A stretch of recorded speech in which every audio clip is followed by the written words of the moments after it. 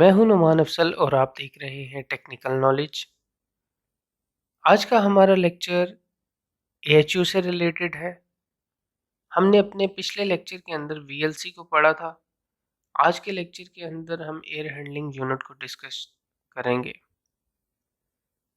Air handling unit को discuss करने से पहले तमाम नए आने वाली दोस्तों से गुजारिश है कि हमारा यूट्यूब चैनल सब्सक्राइब कर दें और घंटी के आइकन के ऊपर क्लिक कर दें। मैं अपनी पूरी कोशिश करूंगा कि आपको आसान तरीके से समझा सकूं। इसीलिए मैंने डायग्राम को चूज़ किया है। डायग्राम को सामने रख के आपको एक एक चीज़ बताऊंगा, क्योंकि अगर मैं प्रैक्टिकली आपको बताना शुरू करूं तो वो बहुत लेक्चर लंबा हो जाएगा, बहुत लेंथी हो जाएगा, जिसकी वजह से बोरिंग टॉपिक हो जाएगा। अभी हम अपना लेक्चर स्टार्ट करते हैं। Air handling unit. Air handling unit कैसे काम करता है और ये इसका क्या हिसाब किताब होता है, मैं आपको सारा बताऊंगा। Air handling unit small level में भी बनाए जाते हैं, यानी स्मॉल एरिया को कवर करने के लिए छोटे एयर हैंडलिंग यूनिट लगते हैं, और बड़े एयर हैंडलिंग यूनिट जो है बड़े बड़े हॉल्स मॉल्स उनको कवर करने के लिए, यानी उनका जो हॉल का एरिया कवर होता है, गैलरीज जो बड़ी बड़ी होती हैं उनको कवर करने के लिए बड़े एएचयू भी इंस्टॉल किए जाते हैं। दोनों में फंक्शन सेम होता है, जस्ट इक्विपमेंट्स का फ़र्क होता है। कोई बड़े एएचयू के अंदर बड़े इक्विपमेंट्स इस्तेमाल होते हैं और छोटे एएचयू के अंदर छोटे इक्विपमेंट्स इस्तेमाल होते हैं।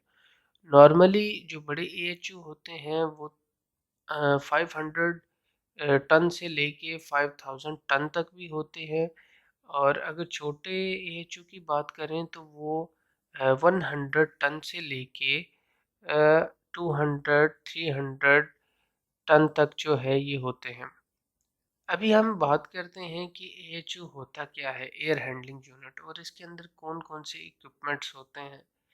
सबसे पहले मैं लेक्चर की तरफ बढ़ने से पहले मैं आपको बताऊंगा कि अपना फोकस आप जो है वो रिटर्न सप्लाई के ऊपर रखिएगा। अभी हम रिटर्न सप्लाई से अपना लेक्चर स्टार्ट करेंगे। एयर हैंडलिंग यूनिट के अंदर हमारा एक पॉइंट रिटर्न सप्लाई होता है, जो कि हमारे जो बड़ा हॉल या बड़ा रूम जहाँ पे हमने मतलब एयर सप्लाई की होती है, वहाँ पे ही हमारा एक रिटर्न का पॉइंट होता है। वहाँ से एयर जो है दोबारा रिटर्न होके सेंट्रीफ्यूगल फैन उसको सक करता है। सक करके वो आगे डिलीवर करता है मिक्सर के अंदर। मिक्सर के अंदर जाने से पहले एक वॉल्यूम कंट्रोल डंपर वहाँ पे लगा होता है। वॉल्यूम कंट्रोल डंपर ये सेट पॉइंट के हिसाब से कंट्रोल होता है। जितना हमने सेट पॉइंट रखना है उतना रिटर्न का जो एयर प्रेशर है वो आगे जाता है। और यहाँ पे जब रिटर्न एयर जो है वॉल्यूम कंट्रोल डंपर से क्रॉस करके आगे फ्रेश एयर की तरफ जाती है, तो फ्रेश एयर के ऊपर भी एक वॉल्यूम कंट्रोल डैम्पर लगा होता है।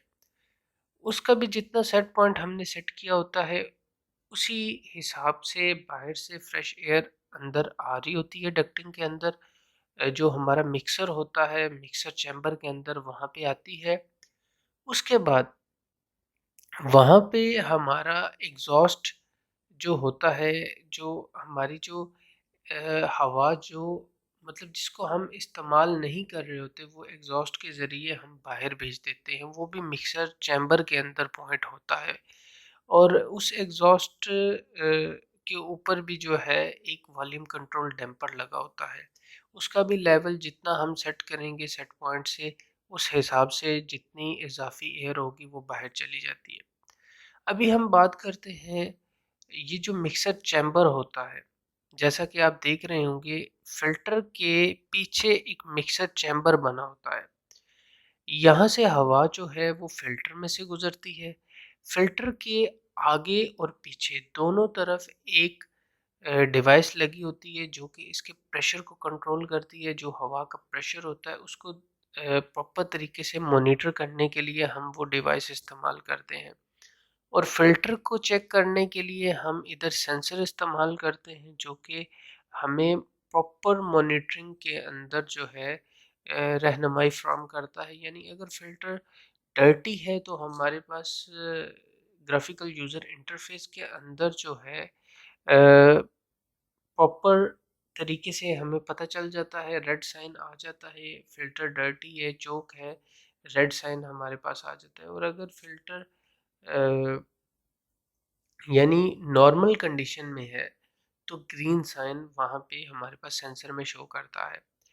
यहाँ से गुजरने के बाद हवा जो है बॉयलर में से गुजरती है, जो सॉरी हीटिंग कॉयल में से गुजरती है। हीटिंग कॉयल जो बॉयलर में से हमारी सप्लाई आई होती है, उस सप्लाई के ज़रिए ये हीटिंग कॉयल में से गुजर के फिर रिटर्न के ज़रिए ये वापस जाती है बॉयलर को।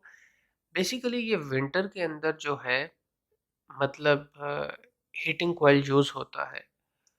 और इसके बाद हवा जो है वो, अगर हम हीटिंग कॉइल की बात करें तो हीटिंग कॉइल में एक चीज़ आपको बताना मैं मिस कर गया हूँ, वो अभी आपको मैं बता देता हूँ कि इसकी रिटर्न के ऊपर एक एक्चुएटर वॉल लगा होता है, जिसके ज़रिए हम इसके टेम्परेचर को इंक्रीज़ या डिक्रीज़ कर सकते हैं। अगर हम उसको 100% ओपन कर दें तो हमारे पास 100% उसकी एफिशिएंसी आएगी, और अगर हम उसको 75% कर दें तो उसकी एफिशिएंसी कम हो जाती है। यानी जो हमारी हीटिंग या कूलिंग पर्पस जो होता है उसकी एफिशिएंसी कम हो जाती है।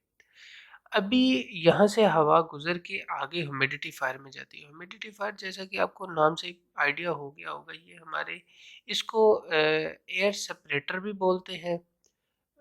होता यहाँ पे ये है कि ह्यूमिडिफायर जो हवा के अंदर नमी होती है, जो हवा के अंदर मॉइस्चर होती है, उसको जो है वो अ, बिल्कुल ख़त्म करता है और ड्रेन पाइप के ज़रिए वो अ, मतलब एएचयू से बाहर डिलीवर की जाती है। उसके बाद होता क्या है कि ये हवा आगे कूलिंग कॉइल में जो है वो जाती है। कूलिंग कॉइल जैसे कि आपको पता होगा कि ये हमारा एवेपोरेटर होता है। सप्लाई और रिटर्न की अगर बात करें तो चिल्ड वाटर से जो हमारी सप्लाई आ रही होती है उसका टेम्परेचर 5 से लेके 6 होता है, 5 से 6 के दरमियान होता है। एक पॉइंट का बीच में डिफरेंस होता है।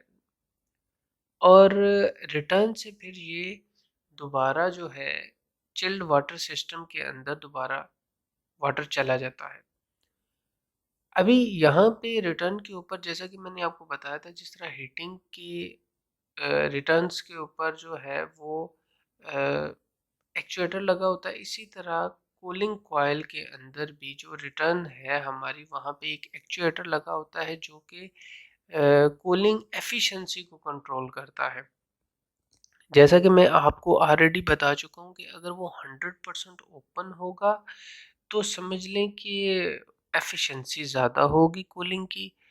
टेम्परेचर हमारा जो है वो यानी जितना हमने सेट पॉइंट सेट किया हुआ है उसके मुताबिक जो है वो एफिशिएंसी शो करेगा। आगे फिर यहाँ से जब हवा गुजरती है तो सेंट्रीफ्यूगल फैन के ज़रिए वो सप्लाई होती है हॉल्स के अंदर, या जो बड़े रूम्स जहाँ पे हमें हम हमें ये हवा चाहिए होती है, जो हमने सेट पॉइंट वहाँ पे सेट किया होता है उसके मुताबिक ये सप्लाई डिफ्यूज़र से गुजर के उस हॉल तक या उस रूम तक पहुँचती है।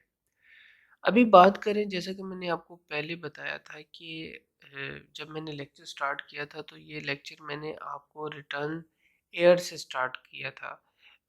रिटर्न एयर से आपको बताने का मकसद सिर्फ यही था कि ये जो रिटर्न एयर है, ये इसमें बहुत की रोल परफॉर्म करती है, और दूसरी बात इसके अंदर फ्रेश एयर और एग्जॉस्ट जो है ये भी बहुत, इनकी भी बहुत इम्पोर्टेंस है। इसीलिए मैंने स्टार्ट के अंदर आपको सबसे पहले रिटर्न के बारे में बताया था, और रिटर्न से फिर आगे ये सेंट्रीफ्यूगल फैन इसको सक करके आगे प्रेशर से भेजता है।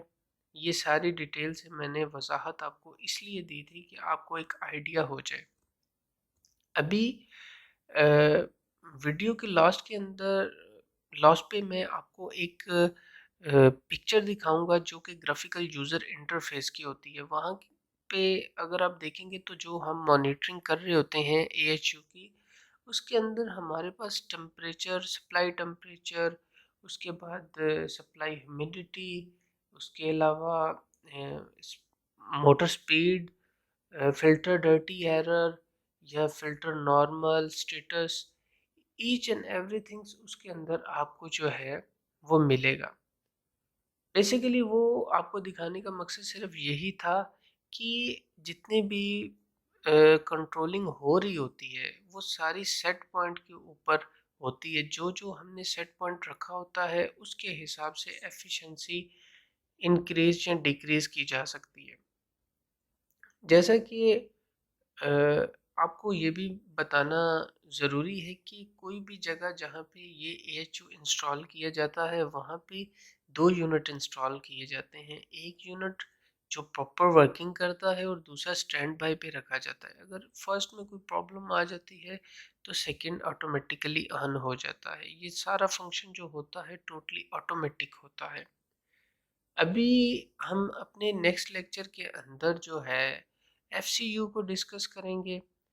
तो आपसे गुजारिश है कि अगर आपको हमारा लेक्चर अच्छा लगा हो तो प्लीज़ हमारे चैनल को सब्सक्राइब कीजिएगा और घंटी के आइकन के ऊपर क्लिक कर दीजिएगा ताकि हमारी हर लेटेस्ट वीडियो आपको मिलती रहे। और हमारा नेक्स्ट लेक्चर जो है वो FCU के रिलेटेड होगा। FCU क्या है और FCU कैसे काम करता है, जैसा कि इसके बारे में मैंने थोड़ा सा आपको पहले भी एक डेमो दिया हुआ है, लेकिन नेक्स्ट लेक्चर के अंदर हम डिटेल से डायग्राम के ज़रिए हम बात करेंगे इसके ऊपर और आपको समझाने की पूरी कोशिश करेंगे। लेक्चर अच्छा लगा हो तो प्लीज़ हमारा चैनल सब्सक्राइब कीजिएगा। शुक्रिया।